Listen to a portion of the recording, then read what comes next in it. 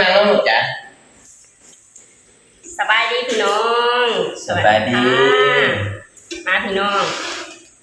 วันนี้เรามากินข้าวกันเลยพี่น้องกินข้าวแรงน้ำกันเด้อพี่น้องเมนูอาหารไทยเด้อพี่น้องผัดกะเพราไก่ไข่ดาวเนาะพี่น้องเนาะเป็นอาหารของอาหารไทยเดี๋ยวจะใช้ของเราเด้อพี่น้องเลย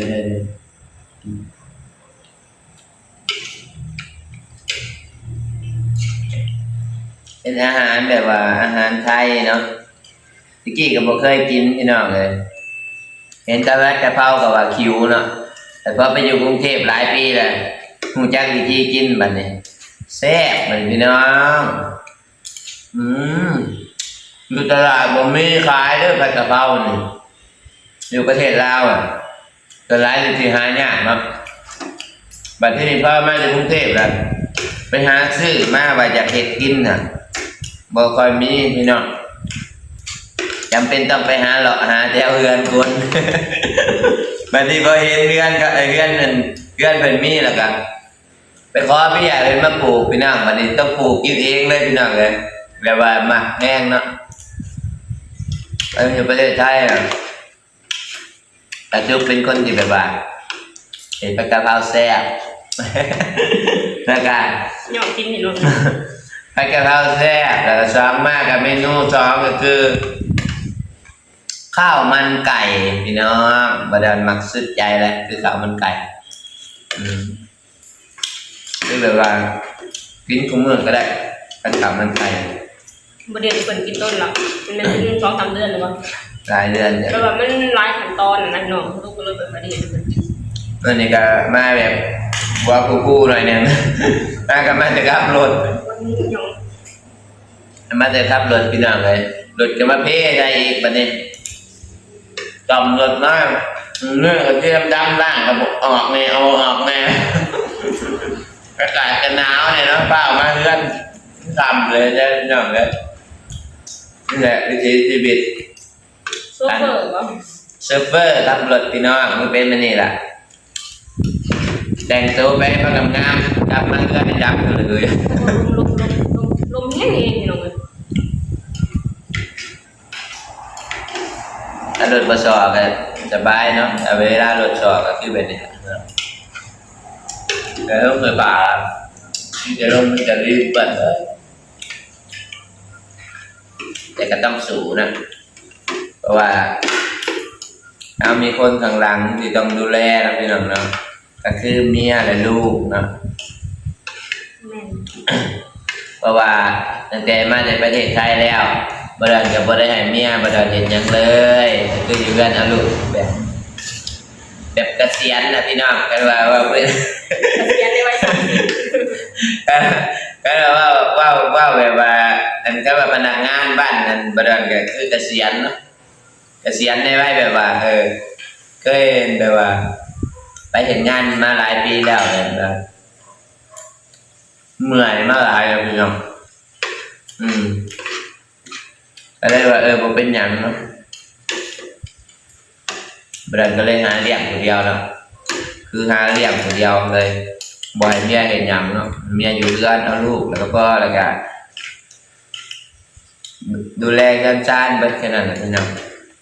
คือบ่ได้มากรรมมันนี่ก็มันจะเฮ็ดทุกอย่างให้กินจะเป็ดจะไก่เนาะแต่เกิดบ่ได้มาเว้นก็บ่ได้ก็เป็นผู้เกลือซอยเพิ่นเนาะว้าวเอาลูกกับเมื่อยเบิดมือแล้วสตุกาเขากำลังอยู่บ้านค่ะนาทีก็คือเป็นแม่บ้านเต็มตัวแล้วก็มาทำในช่อง YouTube เนาะพี่น้องไปถ่ายคอมเมนต์พี่น้องซอยเบิ่งยูทูบอาจจะต้องเลยจะให้ผ่านกดพี่น้องเลยแล้วนี่ถ้ายกให้ยูทูบยังบ่ผ่านกดพี่น้องเลยอย่างนี้รายได้เสริมแต่ยังบ่มีรายได้คือคนอื่นเขาเนาะมีรายได้2ทางเดียวคือกับบดอนมีรายได้ทำทางเดียวก็คือผัวหา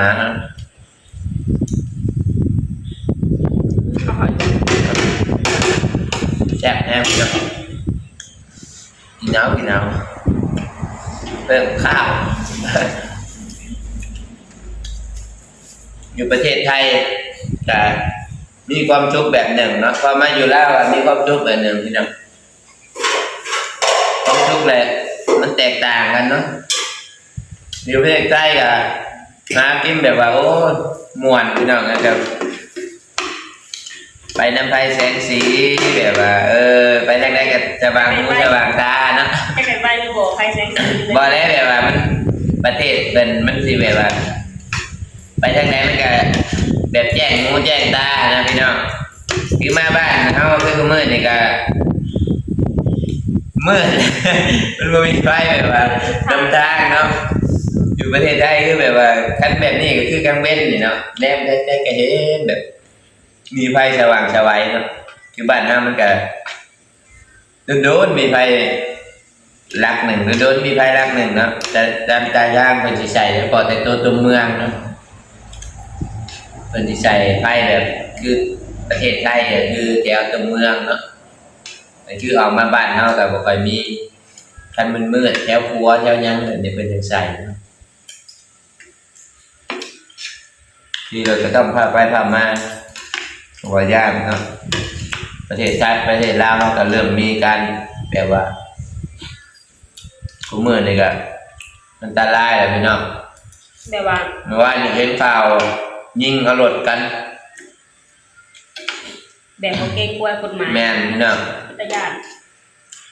ครับเพิ่นขี่รถน้ำทางเอาปืนยิงแล้วก็เอารถไปแบบนี้ ดอกผักกะเพราหน่อย ปลูกเองเลยพี่น้องเลยแซ่บๆมีเด้อมาเด้อแซ่บบ่ลูกเบิดแต่คนน้อย พวกน้อยยิ้มเขา แซ่บบ่ลูกแซ่บบ่แซ่บบ่ลูกจ๋าสบายดี FC เลยสบายดี FC เลยสบายดี FC เลยสบายดีก่อนลูกจ๋ามันนั่งนี่ลูกมากินข้าวโชว์ดูมากินข้าวโชว์ดูเห็นอะไรกินข้าวเห็นอะไรนี่ดีกว่าเห็นอะไรดีกว่า อีกนะพี่น้องแซ่บนี่แหละพี่น้องวันนี้ลูกกับข้าวเหมือนพี่น้องมากินเมนูอาหารไทยแล้วพี่น้องนั่นก็คือผัดกะเพราไก่ไข่ดาวแล้วพี่น้องเป็นอาหารไทยที่ถึงใจคนลาวแล้วพี่น้องบ่โดนแซ่บบ่ จับ แซ่บแล้วพี่น้องเนาะ ข้าวอีกได้ปะ เบิ้ลแล้วเขาเบิ้ลแล้วพี่น้องเลย จ้า มาดอนขอเขาเพิ่ม จานที่สามผมมีต่อ เขาเบิ้ลเพราะว่าหุงเขาแค่ถ้วยเดียวนะโอเคพี่น้องสำหรับคลิปนี้ลูกเองก็จะขอจบลงตรงนี้ก่อนเด้อฝากให้พี่น้องช่วยกดไลค์กดแชร์กดติดตามในช่องสาวตุ๊กชาแนลนี่เด้อสบายดีสวัสดีค่ะ สบายดีพี่น้องบ๊ายบาย